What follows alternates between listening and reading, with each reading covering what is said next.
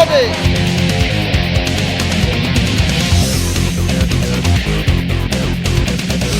দেশের পথে।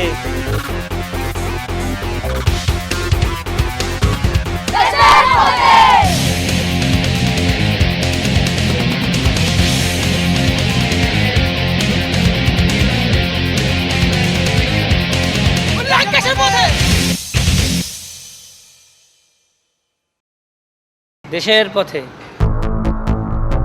দেশের পথের বন্ধুরা, আজকের ব্র্যান্ড নিউ এপিসোডে আপনাদের স্বাগতম। গত পর্বে জেনেছেন আজ আমরা আপনাদের নিয়ে যাব সিলেটের প্রকৃতির এক দারুণ তীর্থ জাফলং দেখতে। আর জাফলং দেখেই শেষ হয়ে যাবে আমাদের সিলেট অভিযান। গত এক মাস আমরা সিলেটের এ প্রান্ত থেকে ওই প্রান্তে আপনাদের নিয়ে ঘুরে বেড়েছি এবং দেখিয়েছি সিলেটে দেখার মতো প্রায় সব কিছু। জাফলং নিয়ে আমরা আপনাদের মতো অনেক গল্প শুনেছি। আজ সুযোগ হবে তা দেখার। যাওয়ার রাস্তাটি দেখুন, সিলেট থেকে 1 ঘন্টা লাগে এই আঁকাবাঁকা দৃশ্যে ভরা দারুণ ৬২ কিলোমিটার রাস্তা ধরে জাফলং পৌঁছতে।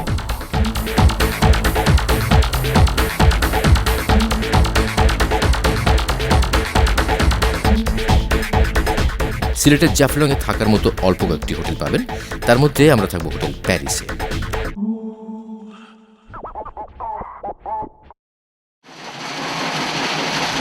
খুব সকালে আমাদের ঘুম ভাঙলো হুড়মুড় হুড়মুড় শব্দ।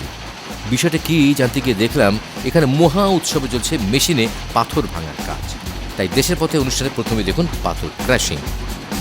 জাফলংয়ে এ ধরনের পাথর ক্রাশার মিল আছে ৬০ থেকে ৭০টি। এখানকার পিয়াইন নদী থেকে পাথর আহরিত হয় এবং তা এসব ক্রাশারে ভেঙে চলে যায় দেশের বিভিন্ন অঞ্চলে। খুবই মূল্যবান এই পাথর সাধারণত ঘরবাড়ি, রাস্তাঘাট, ব্রিজ, কালভার্ট, রেল লাইন তৈরিতে ব্যবহার করা হয়। তবে পাথর ভাঙার শব্দ খুবই বিরক্তিকর। বর্তমান সরকার এই বিরক্তিকর শব্দ দূষণের কারণে ক্রাশার মিলগুলো অন্যত্র সরিয়ে নেওয়ার কাজ করছে।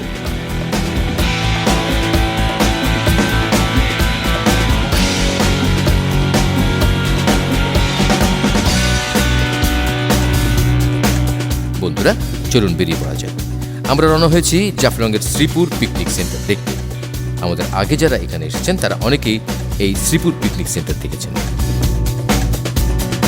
ভাই শ্রীপুর কত দূর এখান থেকে?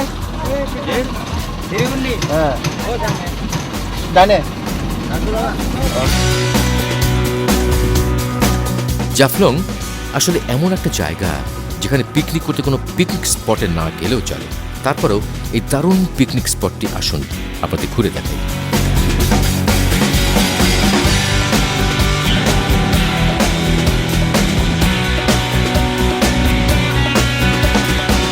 জাফলং আসতে তার 8 কিলোমিটার আগে, জাফলংয়ের 8 কিলোমিটার আগে একটা পিকনিক স্পট আছে যেটাকে বলা হয় শ্রীপুর পিকনিক স্পট। এইটাই সেই শ্রীপুর পিকনিক স্পট। আর এই শ্রীপুর পিকনিক স্পটটা অনেক বড়।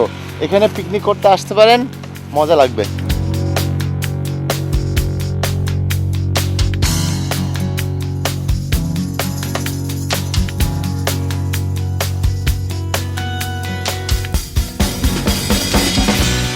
আজ থেকে প্রায় 8 বছর আগে ব্যক্তি উদ্যোগে গড়ে উঠেছে এই মনোরম শ্রীপুর পিকনিক স্পটটি।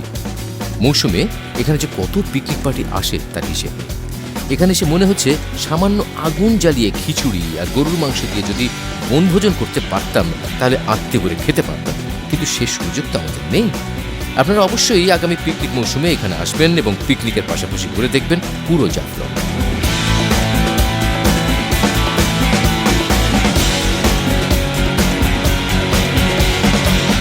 যেতে পথে রাস্তার পাশে একটি সাইনবোর্ড আমাদের নজর কাড়ল। তাতে লেখা আছে নায়াগ্রা জলপ্রপাত। আপনারা দূরে যে পাহাড়টা দেখছেন সেখান থেকে একটি ঝর্ণা দেখা যায় বর্ষাকালে। ওটাকেই স্থানীয়রা নাম দিয়েছে নায়াগ্রা জলপ্রপাত। তবে ঝর্ণাটি ভারতীয় সীমানায়। এই দৃশ্যকে পুঁজি করে এখানে গড়ে উঠেছে একটি ছোট্ট মণিপুরি মার্কেট।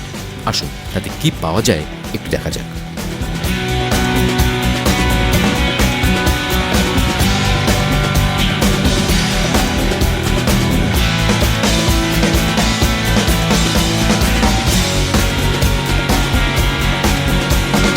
দেশের পথে। সিলেটের তামাবিলের নাম আপনারা নিশ্চয়ই শুনে থাকবেন।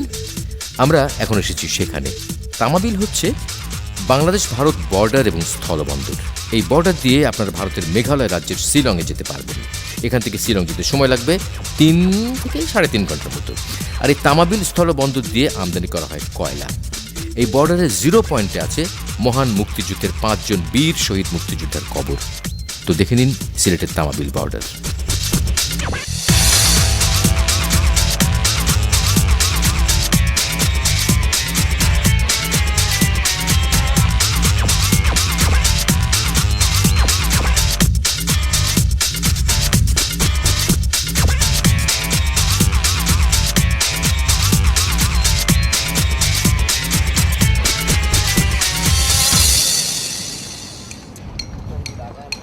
তামা বিলটা কোথায়? বিল ওই বিল হইছে, এটা পড়ে গেছে, এখন আগের বিল নেই। ওই সামনে বিল।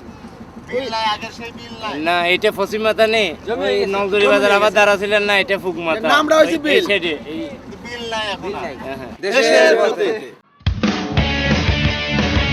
জাফলং শহরে ঢুকতেই প্রথমেই যে বাজারটা পড়বে তার নাম মামার দোকান। তবে এই মামা কে তার না খুঁজে চলুন আপনাদের দেখাই একটি মসজিদ।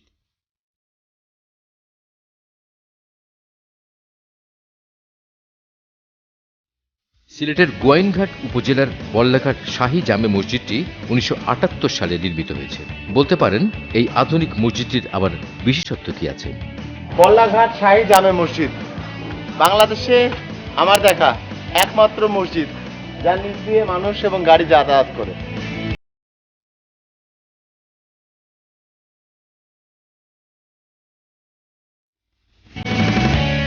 এই বল্লাঘাটে রয়েছে জাফলংয়ের সৌন্দর্য ভাণ্ডার। এই যে পিয়াই নদীটি দেখছেন, সম্ভবত এটি বাংলাদেশের অন্যতম অর্থকরী নদী। না না, এখানে মাছ ধরা হয় না, এখানে জাল দিয়ে ধরা হয় পাথর।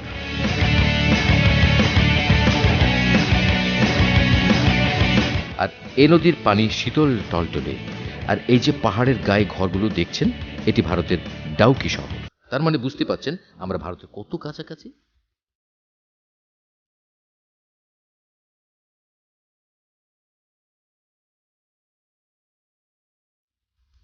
তো চলুন খিয়া নৌকায় পিয়াই নদী পার হয়ে ওপারের জনজীবন দেখে আসি। আর আপনারা লিখে নিন আমাদেরকে যোগাযোগের ঠিকানা দেশের পথে, Bangla vision, 110 Bir Uttam CR Dutta road, Dhaka 1205। Email করুন দেশের পথে @বাংলাভিশন.tv। SMS করুন 01911624736। আমি আবার বলছি 01911624736 এই নম্বর।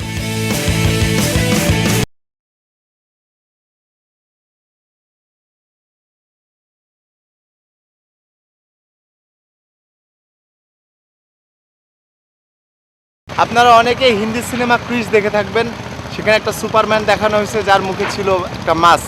আজকে আমরা একজন অরিজিনাল ক্রিসকে খুঁজে পেয়েছি, আমার পাশে আছে, দেখুন আমার এই বন্ধু ক্রিস, যার প্রাকৃতিকভাবে সে জন্মগতভাবে মুখে এই মাস্কটা পেয়েছে। আপনার নাম কি? মোহাম্মদ নুরুল ইসলাম। আপনি কি করেন? সেখানে চাকরি করি। দেশের পথে। পিয়াইন নদী এবং নদী তীর থেকে উত্তোলন করা হয় প্রচুর নুড়ি পাথর এবং বোল্ডার। এই তো কয়েক বছর আগেও এই নদীটি এত বড় ছিল না। পাথর আহরণ করতে করতে আজ এটার চেহারা চন্দ্রপৃষ্ঠের মতো হয়ে গেছে। এই এলাকার মানুষের জীবন জীবিকা অনেকাংশেই এই পাথরের উপর নির্ভরশীল। আপনারা এখন যেটি দেখছেন এটি খাসিয়া জনপদ। দেশে পথে আপনাদেরকে আজ পরিচয় করিয়ে দেব খাসিয়া উপজাতিদের সাথে।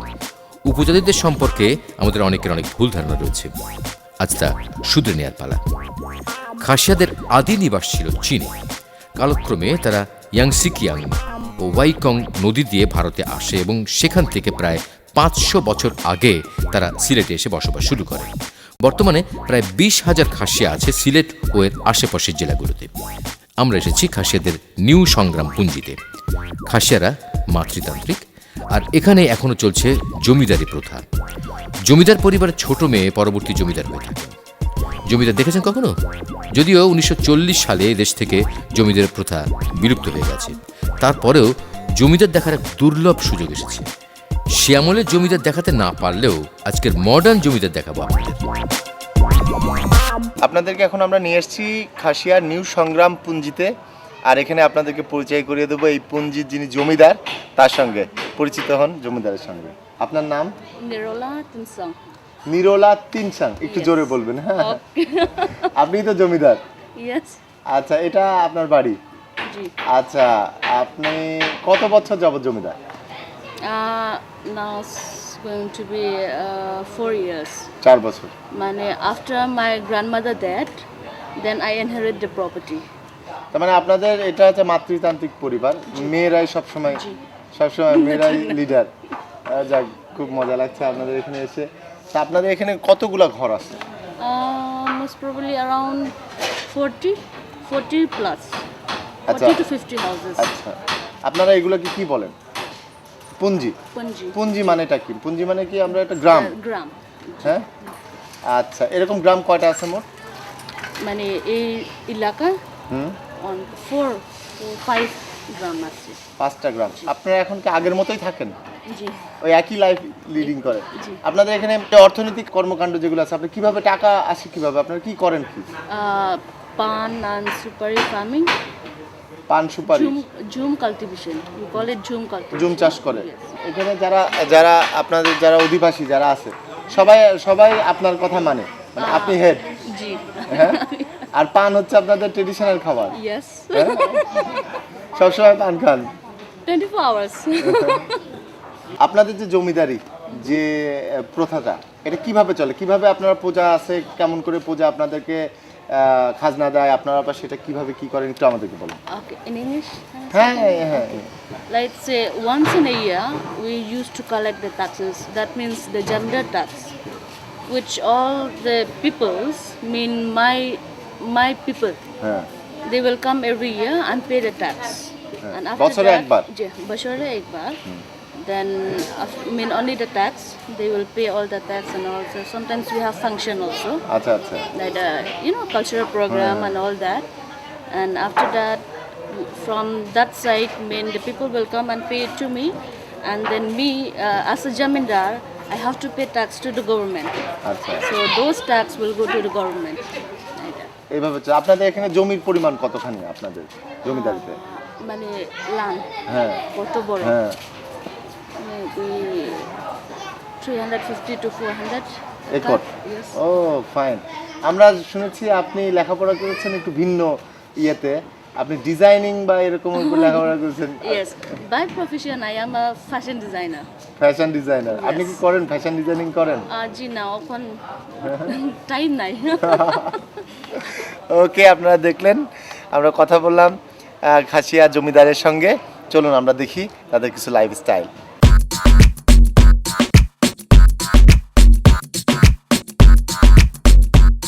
জমিদার নিরলা তিনসং খুবই আন্তরিক। ব্যক্তিগতভাবে ফ্যাশন ডিজাইনার হওয়ায় তার বাড়িটি তিনি সাজিয়েছেন মনের মতো করে। তবে আধুনিকতার পাশাপাশি খাসিয়াদের চিরায়ত সাংস্কৃতিক ছাপ রয়েছে তার বসতভিটায়। তিনি আমাদের অনুষ্ঠান দেশের পথের মাধ্যমে সবাইকে তার এলাকায় বেড়াতে আসার আমন্ত্রণও জানালেন। তো দেখে নিন খাসিয়া নিউ সংগ্রাম পুঞ্জির জমিদার বাড়ি। আর আমরা খাসিয়া নামকরণের একটা লোককাহিনী আপনাদের বলি। অনেক দিন আগে মহাসমুদ্রের ওপার থেকে ঈশ্বর একদিন সকল ধর্মের প্রতিনিধিকে তাদের ধর্মগ্রন্থ নিয়ে যেতে বললেন। যে যার মতো ধর্মগ্রন্থ নিয়ে ফিরে গেলেন। খাসিয়া প্রতিনিধি ফিরে যাওয়ার সময় ধর্মগ্রন্থ মুখে নিয়ে মহাসাগর সাঁতরাতে শুরু করলেন। স্বাভাবিকভাবেই ধর্মগ্রন্থ ভিজে গিয়ে ভারী হয়ে গেলে তিনি তার দাঁত দিয়ে ধরে রাখতে পারছিলেন না। উপায়ন্তর না পেয়ে উনি সেই গ্রন্থটি গিলে ফেললেন। খাসিয়া ভাষায় খা অর্থ বহন করা আর শিয়া অর্থ কালী। কালী দিয়ে লেখা ধর্মগ্রন্থ বহন করার এই ঘটনা থেকেই খাসিয়া নামের উৎপত্তি হয়েছে। তবে বর্তমানে অধিকাংশ খাসিয়ারা খ্রিস্টান ধর্মের অনুসারী।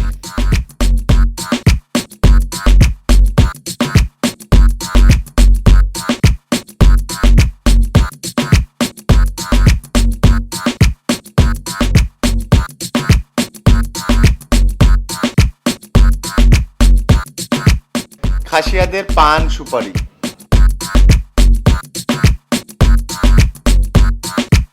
লেন্টি জঙ্কারি।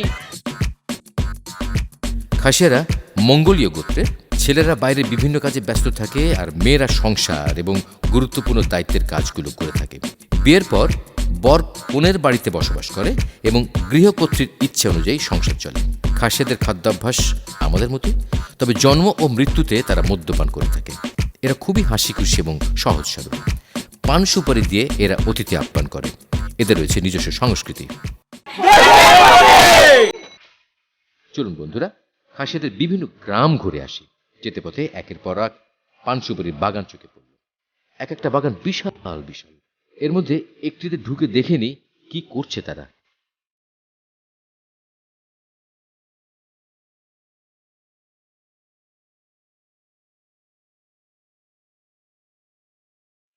এর আগে দেশের পথে অনুষ্ঠানে আমরা বিভিন্ন জেলায় পানের বরজ দেখিয়েছি, তবে খাসিয়াদের পান চাষের ধরন কিন্তু আলাদা। এখানে পান গাছ বেড়ে ওঠে বড় কোনো গাছের গা বেয়ে।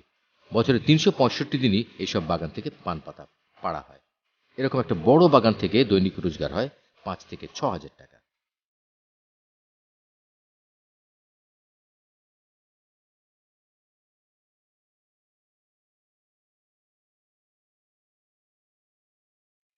সুপারিও হয় একই বাগানে। লম্বা লম্বা গাছ থেকে সুপারি পাড়ার কৌশলটা মজার।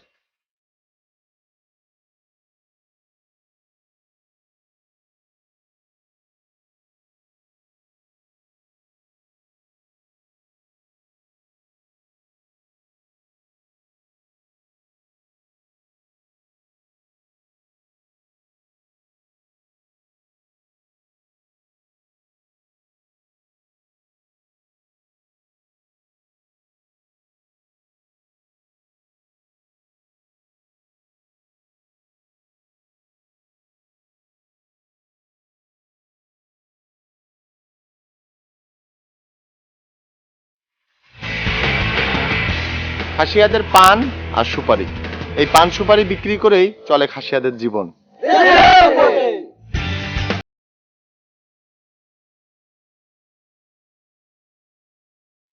খাসিয়াদের গ্রামগুলো গায়ে গায়ে লাগানো। প্রতিটি পুঞ্জিতেই আছে জমিদারদের বাড়ি। খাসিয়াদের গোত্র প্রধানকে বলা হয় হেডম্যান। এটা নকশালপুঞ্জির রাজার বাড়ি, জমিদার বাড়ি।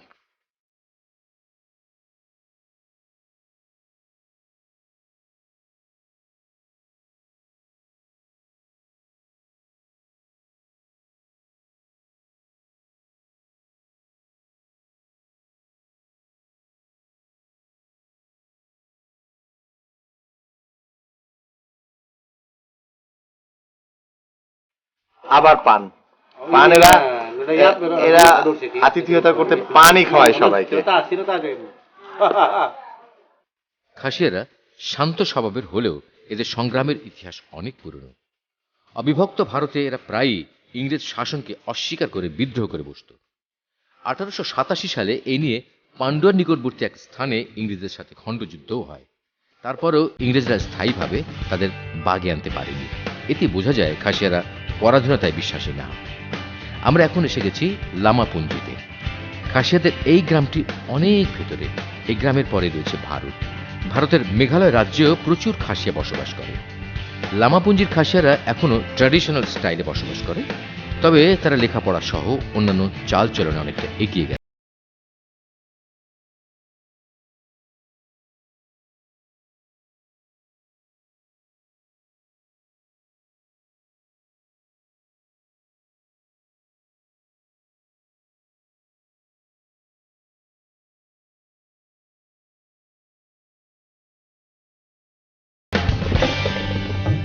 আপনারা তো জমিদার বাড়ি দেখেছেন, একজন সাধারণ খাসিয়া কিভাবে থাকে চলুন এবার সেটা দেখে নেওয়া যাক।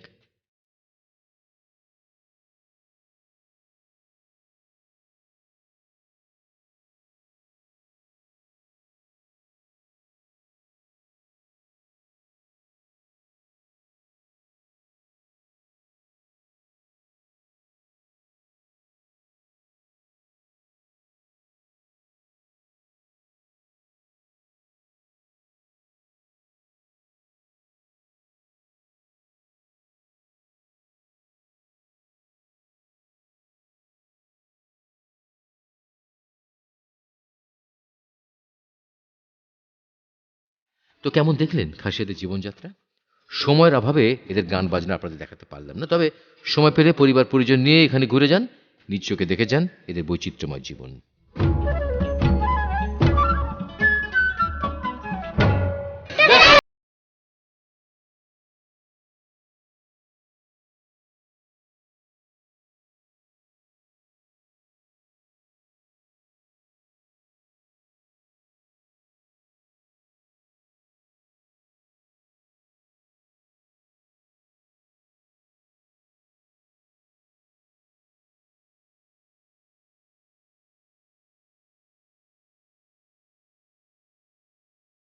এদের নিয়ে অনেক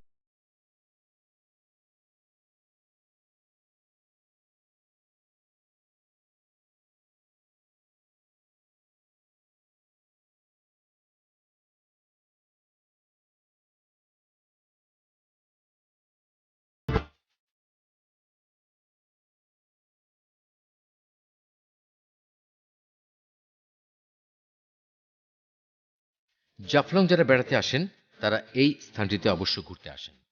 এখান থেকে দেখা যায় ভারতের দুই পাহাড়ের মাঝে একটি ঝুলন্ত সেতু। জায়গাটা ভীষণ রোমান্টিক। এখানে নাটক সিনেমার শুটিংও হয়। এই যে নদীটা দেখছেন, এটার নাম পিয়াই নদী। এটা যখন বইতে বইতে চলে গেছে ওই দিকটায়, তখন হয়ে গেছে ডাউকি নদী। কারণ ওই ব্রিজটা ইন্ডিয়ায় এই নদীটার নাম ডাউকি নদী। সীমান্ত এলাকা হওয়ায় এই স্থানটি বেশ সেন্সিটিভ। ঘোরাঘুরির সময় অবশ্যই স্থানীয় নিয়মকানুন কিন্তু মেনে চলবেন। প্রয়োজনে বিডিআরের জওয়ানদের সাথে আলাপ করে নিতে পারেন। পিয়াইন নদীর এই 0 পয়েন্টে আসতে বল্লাঘাট থেকে নৌকো পাবেন। রিজার্ভ করতে হলে 200 টাকা থেকে 300 টাকা লাগবে। নদীর টলটলে পানিতে গোসল করার জন্য জামা কাপড় সঙ্গে আনতে ভুলবেন না।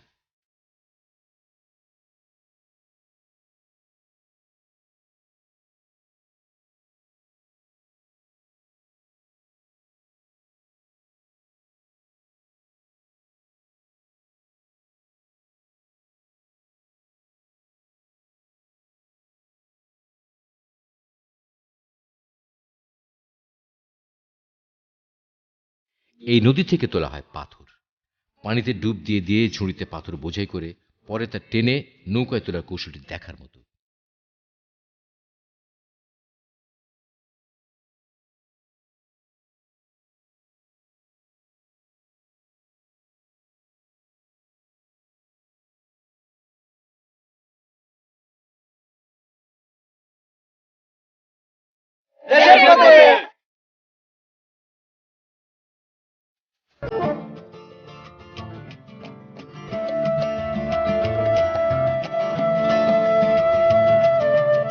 এই নদীর পাড়ে আছে চুনাপাথরের পাহাড়। ছোটখাটো এই পাহাড় থেকে বর্তমানে অল্প স্বল্প করে চুনাপাথর আহরিত হচ্ছে।